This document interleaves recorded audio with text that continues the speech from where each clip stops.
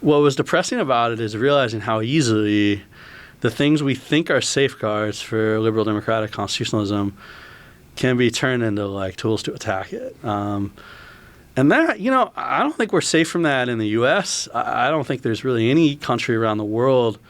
This division we historically have between kind of consolidated democracies and not, I think more and more, and it doesn't hold up that well, that there's a kind of danger of erosion pretty much everywhere. And that you can't exactly fix it as a matter of design. You can do some things that solve some problems, but they might worsen others. From the foundational areas like constitutional and corporate law to the emerging areas involving robots, gaming, or cryptocurrency, join us for Season 2 as these faculty members share how they are taking care of business.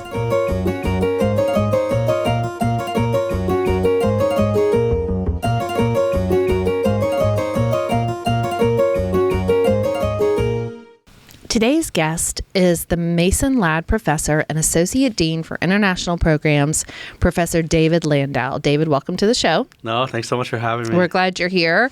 We hear that you have just returned from Chile. I think I asked you that when you came in. How long were you there? About a month. About a month? Yeah. And some exciting things going on there currently? Very exciting. Yeah. They're replacing their constitution. So I was down there.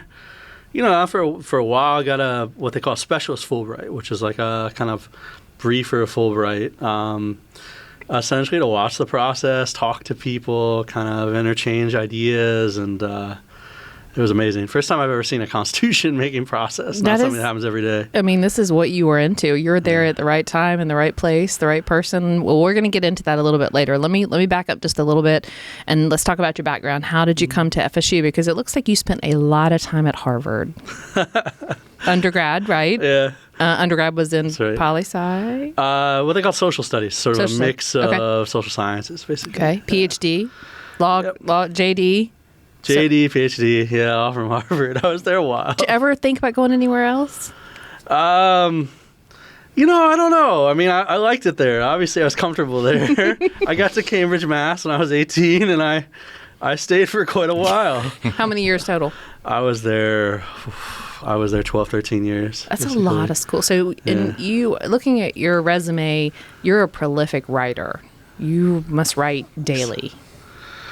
Oh, it's a little more sporadic than that, okay. I think, in truth. Okay. But you love learning, it looks like. Yeah, I love to write. I love to read, It was funny with me. I never thought there was a lot of doubt about wanting to be an academic. It was always something that really interested me. And then even when I got to law school, I was like, wow, I really like thinking about this stuff, And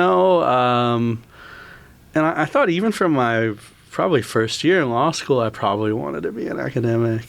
So it, worked out. I did the Ph.D. because I thought for the stuff I did, kind of comparative law, comparative politics, I felt like a Ph.D. in kind of comparative politics, poli-sci would be helpful. But yeah, I spent a lot of time up there. So what was your first job out of law school? Did you ever practice law, or did you just go straight into teaching? I clerked. So I clerked for a year, First Circuit Court of Appeals. Sandra Lynch, who was, appellate judge in the First Circuit, later became chief judge, just took senior, or just about to take, I think, senior status shortly. That was a terrific experience, learned a ton. I don't really like that. And then I went back and got my Ph.D. So basically, I didn't practice much outside of the clerkship. Okay. Yeah. All right. So you seem to have a very strong interest in international law in various countries all over the world. How many countries have you been to? That's a hard question to answer. I said I wasn't going to ask any hard questions, and then he's like... On the spot. Now, name them. No, I can't do it. More than 30, less than 30? No, more than 30. More than 30. Sure. Yeah, I mean, that in itself is just, that's a lot of travel. A lot of travel. I mean, I love it. I'm kind of an odd international lawyer in a sense in that I teach international law, I think about international law, but I'm really... we call, along with Professor Lee right here at the law school, kind of a comparativist. So my main interest is in studying other legal systems around the world and kind of figuring out what's going on with them, especially comparative constitutional law. This is why the Chile thing for me was like, I I was loving it because it's exactly the sort of kind of at the core of what I do.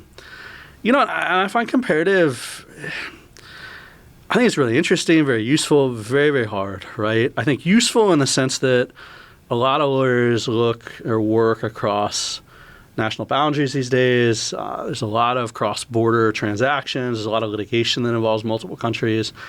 And so understanding other places' legal systems is pretty important.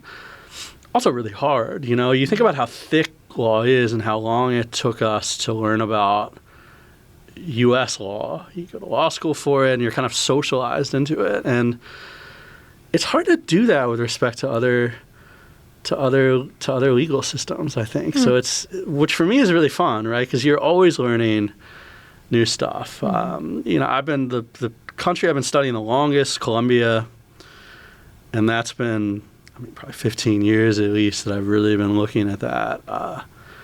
And there's still times I'm like, I don't know anything about this place. Like, I learn new stuff, you know? And so I think that's a neat, for me, it's a really interesting academic field to be in, one where you don't feel like everything's been said. You almost, you know, you stumble over new things kind of automatically, and then you also have the opposite sense of like, we don't know anything. And that's kind of a fun field to be researching in. I'm sure our students appreciate that when you share new things with them. And is the sense too, David, is one of the ideas of the comparative law, like, you know, let's look at the two systems, let's compare the two systems, and is it an idea of which one's better that we can learn from, you know, this system, or we should change to this, or is it sometimes just, well, you know, it's different because they're different countries and different cultures, and that's just the way it's got to be? Yeah. You know, it's interesting. I mean, I think you reach both conclusions kind of depending on the way you're thinking the problem through. My seminar in comparative constitutional law, which I taught this past spring, I'm doing again next fall, that's a class that I think just because of the nature of the students in the class and kind of interests, I often teach that where the implicit comparison is the U.S., right? We think about other places in light of the U.S., and I think there is a chunk there of, you know, could we do things better than we're doing them right now? Are there areas where the U.S. constitutional system, you know, could learn, right, from what's going on elsewhere? And those are fascinating discussions. I think in class, those are, you know, I love talking about those things, whether it's like whether we should be a parliamentary system instead of a presidential system, which would be radical change, right? Or whether the U.S. Constitution should be easier to amend. Whether we should have socioeconomic rights in the U.S. Constitution, things like housing and healthcare. All those are fascinating. Yet, often when we get to the end of those discussions, you know, you get more of an appreciation.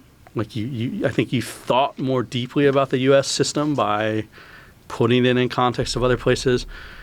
It's rare, though, where you're like, we should do this, right? It's interesting. It's almost impossible to draw that conclusion.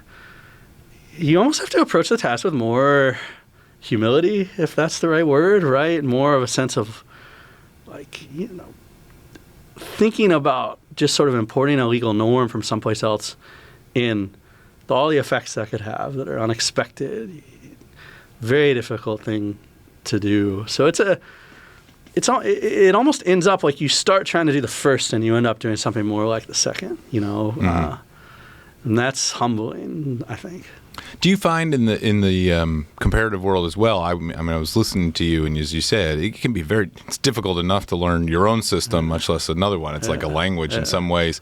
But do you also find then, because of that comparative often leads to more collaborative type projects, that it's easier to sort of co-author pieces because you're the U.S. expert, for example, and then you co-author with someone who's the German expert or something like that? Yeah, you know, we do that. I mean, you know, I co-author a lot with an Australian scholar, a close friend of mine, Rosalind Dixon, who's at UNSW in Sydney. And I think one thing that happens, you know, our last book is a project called Abusive Constitutional Borrowing, very broad, kind of like looking in a bunch of different countries and the ways that basically authoritarian leaders would kind of turn liberal democratic concepts into tools to advance authoritarianism. lots of case studies, and we kind of had a division of labor that worked fairly well, right? Like I worked a lot on the Latin American cases, which I know she worked more on the Asian cases where she'd done a lot of recent kind of field research, interviewing, and things like that. And so it's almost a necessity, right? Because the limit to what you can know as one scholar is really limited. And it drives me kind of nuts sometimes. Like I get these questions from people. They're like, well, what's going on in Sri Lanka? I don't know. Right? Like, I have no... You're a comparative constitutional law scholar. You should know the whole world. They're like, you're supposed to know this. They're like, what about the inheritance law in Sri Lanka? That's awesome. Yeah. So I think the division of labor, is something we do some, and we probably should do more. Actually, we're starting to talk about more as like to really advance knowledge. I think working in teams, which is something that legal scholars don't do that much of historically, is probably the best. Yeah, it's much more normal, I think. And you see it. You see multiple authors, and I mean, I'm in the tax area, but read accounting and econ, and it's not unusual to see 4 or 5 people on one piece. Or the hard sciences, you get like a dozen people, right? I think more projects like that in law would actually make sense. It's interesting that we have this model of like, almost the creative or analytic genius of the single person within law that's producing. But as much as I would love to be reading again about Sri Lanka all day, I can't do it. Let me ask you on that as well. Let me shift it. Let me go ahead and ask about, as Alva brought up earlier, you've recently returned from Chile. You said you mentioned you had a short Fulbright there, shorter than normal Fulbright. So you got to see firsthand the sort of process that you love to study. And were you there as an observer or an advisor or kind of both? What was the role you were playing there, and did you come away with anything unexpected? That was there something you learned that after 15 years of studying, or how many years you've done, and the Ph.D. and so on, was there something that surprised you while you were there? Yeah, no, it was fascinating. I mean, I'm still trying to wrap my head around exactly what I was, because I was so immersed for a month. I mean, I got very lucky in the sense that they were there. I was there kind of at the right time. They had been working for a year. They actually, bizarrely, kind of started July 4th, 2021. And they're going to be done July 4th, 2022. So it was a year-long process that they had. But as often happens with these kinds of things, they crammed a lot of the hard work into the end, right? So I ended up watching these floor votes where every night, sometimes they would be voting on 300 things a night. I mean, it was unbelievable to watch the pace at which they were proceeding. I was there, I was connected to a university at Adolfo Ibáñez, which is a university down in Santiago. Great place to be based. And so my official role was kind of like I was teaching. I taught a short course. I was sort of there as an observer right at the assembly process. But then, of course, you get pulled in and you're there and people start talking to you, and you do kind of start mixing a little bit where you get pulled in a little bit, not officially as an advisor, right, but as someone who is a sounding board, at least for sets of ideas. And that was fascinating because there's a kind of responsibility that comes with that where you're like, you'd ask some questions and I'd be like, I don't know, right?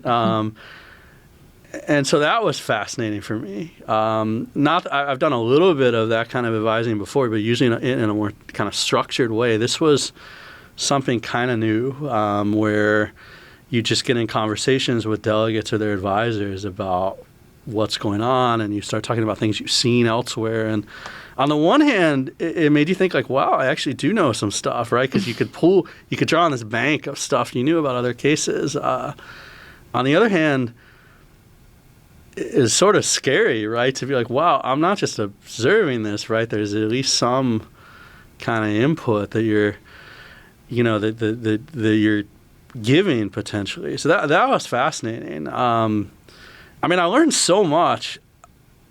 It's hard to. One thing I would say is, the process is messy, and it was kind of like. sort of like you don't want to watch the sausage get made in a sense. You're sitting there and watching these interchange, and they're fascinating, but it's amazing to see the constitutional text get put together and get put together pretty quickly. It was a chaotic process, to be frank. Was there any discord? Or are they argumentative at all? Oh, there was a lot. It was, you have... It's interesting that people have an image of constitution making as being sort of almost above politics, like it's a special moment at which people deliberate, and that's never, I think, the way it works. And it reinforced my sense of it's a different form of politics in essence, with very high stakes, where people are trying to entrench policy preferences and ideas for a long period of time, and so there were a lot of very kind of triumphant political forces. There were people like the Chilean right, which historically is very strong. The elections were held at a moment at which they did pretty bad, so there weren't a lot of them there. And there was a lot of, there was some rancor, right, and kind of anger on the right about the fact that they weren't getting to shape the Constitution very much. There's going to be a plebiscite in September, so the people, in a sense, have the last word as to whether to adopt the new text. A plebiscite or referendum. Okay. Yeah. Okay. And so that's going to be, once they finalize the text in the next month or so, then you're going to have a campaign where there's going to be a pretty active campaign for the no. So the public votes on the revisions. Do they vote on them in their entirety or in chunks? The whole thing. The whole thing. So it's either all or nothing. They're just asked yes or no on the new Constitution. Yeah, that's gonna be fascinating. Sounds like our train bills here. You get all this, or you get none of it. Yeah, exactly. Which is interesting, right? You ask people do you want this new Constitution or not? I mean, What are you really asking people? In a way, it's right now. I think it's 499 articles. The new constitutional text, a very long document. And that's typical of new constitutions, actually. But I spent couple of days just reading the draft, and there were parts I'm like, I don't know what this means. So you give this to sort of ordinary person, it's an interesting question, in other words, to ask somebody to approve an entire constitutional text. Yeah. And if they say no, is it back to the drawing board? Yeah, we don't know what would happen. I mean, I would say and these are some of the conversations I have with kind of the center right there, which is pretty ambivalent about the Constitution. Because it wasn't the Constitution they would have drafted. It's not the Constitution I would have drafted, right, in some ways. But I was like, everything seems fundamentally reasonable at the end of the day. I mean, this is the interesting thing. Watching the sausage get made, not something you want to do. But the end product, you're like, it's okay. It's fine. There's some great things in it. Some really innovative stuff in it. Is like the consequences of the no vote. Nobody really knows what would happen. This is all sparked by massive social protest a couple of years ago. So do people take to the streets again? Would there be energy for a new constitutional process? I kind of doubt it. It's almost like the yes is the only option, even if people don't really, even if you're not in love with a new constitutional text. So it's high stakes vote, I think. Let me ask you one other thing about this. You mentioned you've also done a project on how authoritarianism, sort of develops even using the Constitution that was probably meant to fight that. So either you did or you didn't. I'm just interested to hear your advice. If a country came to you or Chile came to you and said, all right, how do we make sure that doesn't happen? Yeah. What do you, from a 10,000, mile view, what's the best safeguard in a constitution? I mean, how about that for a loaded question? How do we avoid, authoritarianism? Yeah. But I mean, is it strong courts? Is it independent courts? Or is it something else? What would you say if they were like, what's one thing we have to have in this? It's interesting. It's really hard because what you see if you look around the world. That book project that I did with Roz, this abusive constitutional borrowing project, was a depressing project to work on. I spent a few years on it. And what was depressing about it is realizing how easily the things we think are safeguards for liberal democratic constitutionalism can be turned into tools to attack it. And that, I don't think we're safe from that in the U.S. I don't think there's really any country around the world, this division we historically have between kind of consolidated democracies and not. I think more and more, and it doesn't hold up that well, that there's a kind of danger of erosion pretty much everywhere. And that you can't exactly fix it as a matter of design.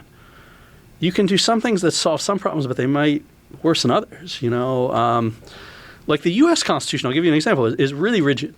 It's very, very hard to change the U.S. Constitution. And replacing it the way the Chileans are doing, that's kind of unthinkable in the U.S. context, right? There's a kind of iteration for the text.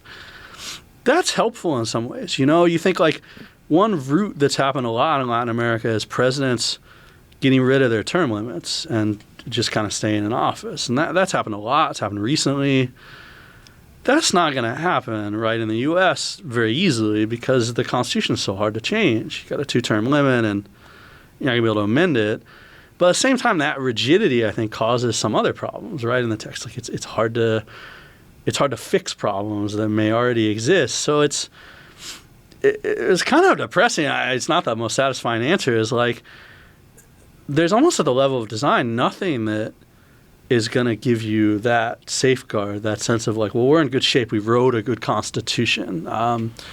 Whatever it is that makes constitutions work, for the most part, is someplace else. I think it's a kind of more a set of social, cultural kind of variables, right? Like the way people act in politics, the way they behave vis-a-vis norms, right, in the system. It's all like more informal stuff as opposed to the hard design stuff. That's overstated, right? I don't want to act like the design doesn't matter, but I think that project gave me more of an appreciation of how, sorry, not the best thing to say as a comparative constitutional lawyer, right, but how limited in some ways the role of constitutions are. And that, I've thought about that a lot in Chile because the Chilean stuff, as I mentioned, it was sparked by massive social protests, that were, interestingly, the trigger was a 4-cent raise in subway prices. That was like the spark. And that caused just unbelievable, people on the streets all over the country. The response, the answer the political class came up with was replace the Constitution. Well, what's really interesting about that, I think, is like, is that going to solve the problem? I think what people are concerned about at deep level is kind of inequality, kind of social, economic inequality. All those things are very real problems in Chile. But how are you going to solve them with a constitution, right? I think it's an interesting question. It's some of the stuff's going to bear on the problem, I think. But there's a sense I think we have a lot of law and constitutional law as solutions to problems that they can't really solve. Mm-hmm. Let's shift for just a minute because I really want to ask you about the LLM program here at FSU College of Law. Can you explain what the LLM is and your involvement with those students particularly? Yeah, well, it's a great program. It's always exciting to see the new LLMs come every year. So this is it's a master's program, essentially. It's a 1-year master's for foreign students who already have a first degree in law. Okay. For the most part, from outside of the U.S. Not exclusively. Jeff is in charge of the business law LLM, which has some domestic students as well. There's an environmental law LLM that has domestic students as well. And then there's an American law LLM, which is exclusively for foreign students. Even the business law LLM, I think it's a mix, but there's a lot of foreign students in the business law LLM too. So basically, it's students who already have their law degree, which in almost every other country around the world is like a bachelor's degree, basically, right? It's actually an undergrad degree. And then they come to the U.S. to get essentially a graduate degree in law, 1 year, where they learn a lot about either kind of U.S. law in general or some specific area, right? They specialize in business law, for example. And that program, I think it's helpful for them. It gives them an opportunity to learn about exactly what we talked about before, to really learn about a different legal system, which is hard to do. They do a number of different things with that. Some of them a number of them go back to home countries then and use that knowledge within whatever they're doing. They work for multinational companies, right, or big law firms. They're doing business with the U.S. Some of them also stay in the U.S. It's possible to take the bar in some states with an LLM if you already have a first degree in law from outside the U.S. You can do that, for example, in New York, right, under certain conditions in D.C., California. So we have some students who choose that route, and want to use this as a springboard to practice elsewhere in the U.S. So I think it's a cool opportunity, cool program, cool opportunity for them. And then it's also something that I think that enriches the experience for our own JDs, right, as well. And that it's kind of neat to have students who know another legal system really well Absolutely. in the classroom. Mm-hmm. Sharing of knowledge from other countries has got to be very beneficial for both sides. How many are in that program currently? Well, it varies a bit. I mean, we, sometimes it's like a dozen. This year, I think we're going to be pretty big. Mm-hmm. It could be 20, 25 pretty easily. So pretty good size. I think the kind of post-pandemic, kind of late post-pandemic sort of context, people are able to get visas more easily now than they were over the past couple of years. Gotcha. And so we saw a little bit of an increase in apps this year. And it's a very diverse group. It's students from a lot of students from kind of all over the world. We usually get a lot of students from Asia, right? Places like China and Korea. We get some students from Europe, get some students from Africa. A lot of students from Latin America because of the location of the school.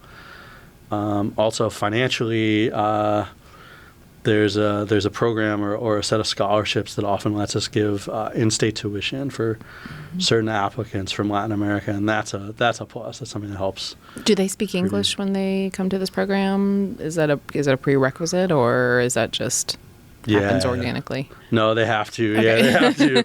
And I think law in particular, it's it's a must. It'd be very hard to struggle with language and studying the program. So everybody's got to have, there's a set of tests you can take potentially, and everybody's got to have either a qualifying score on the test or some other very clear proof of English language ability, like they grew up in an English language country, or they graduated from a school that where they spoke English kind of exclusively.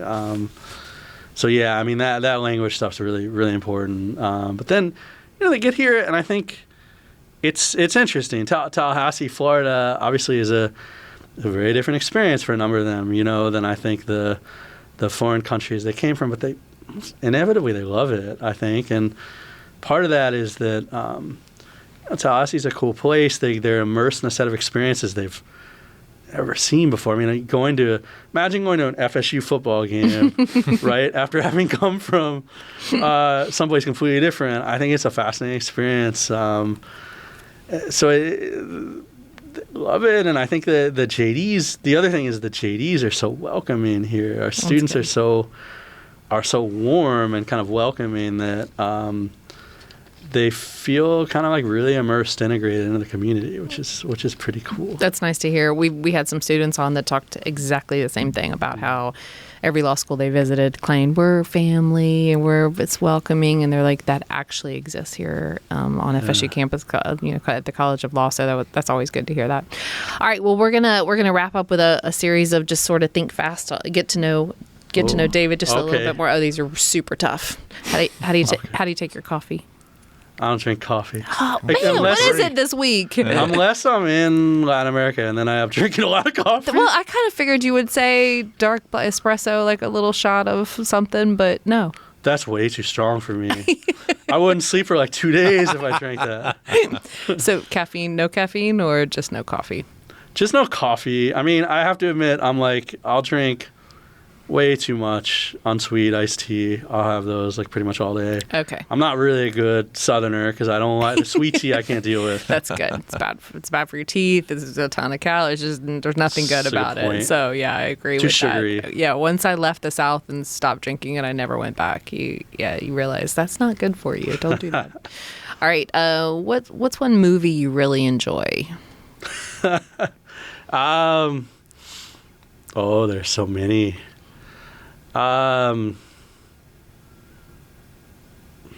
Like if you're scrolling through the TV guide and you see it on, you're like, oh, you just have to sit down and watch it. Clear and Present Danger. Oh, that's a good one. Classic. It's a classic. Yeah. Very good. Got a little bit of Columbia angle. Not the most realistic Columbia angle, but, I love those old Tom Clancy type of movies, kind of spy-like stuff. Those are good. Exactly like my life. No. Basically Jack Ryan. Exactly. That's me. Complete with the background music, intense action. Exactly. Yeah, got it. Okay. All right. And what's one habit you wish you could break? Oh, procrastination. Really? Yeah. I mean, I've never been, writing articles and things like that. You're always like, this is going to be the year that I start early, that I do a bunch of work like early in the summer, that I'm really organized, that I'm not scrambling the last 3 weeks before I'm going to send the thing out. And you know when that's going to happen? Never. But I wish I could break that habit. It's okay. Sometimes I think we get to the point in our lives where you just sort of embrace, like, you know what? Yeah. This is me. This is the way I am. Yeah. And it's okay. It's okay, David. You think I got to get there?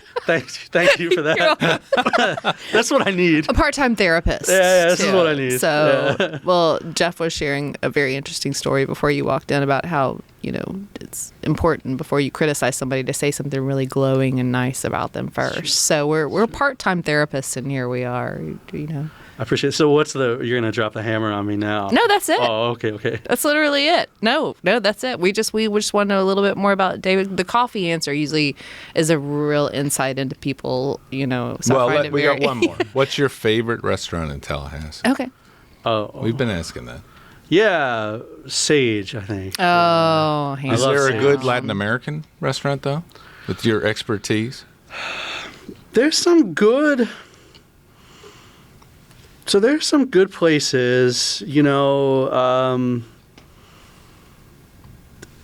a good Mexican place now up on, Iron Daisy, which is just a couple blocks from here. Actually, is pretty good, very good Mexican. Yeah, I agree.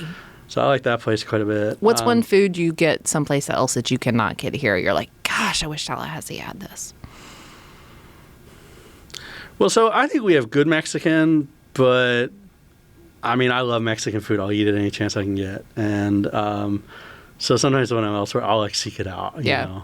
I'll look for it. It's different. I lived in Phoenix for a while, and it's just different out there. Exactly. I consider it was more authentic. I came back here, and they give you the big fried thing with all the stuff on top of it, and you're like, what is that? That's not right. Not quite right, is it? With the sweet tea on the side, no, that's not. No, and I love that kind of Tex-Mex, So whenever I'm out in Texas or the whole Southwest area, I'm happy to be there just for the food. Yeah, if you like Mexican food, that's the place to be. Yeah. Well, David, we appreciate you coming on the show today, and it was really nice to get to know you a little bit more. Thank you. No, thanks for having me. It was fun. Good. This podcast made possible by a generous donation from Jeff and Aggie Stoops. Special thanks to FSU College of Law's Professor Sean Barron for creating our theme music.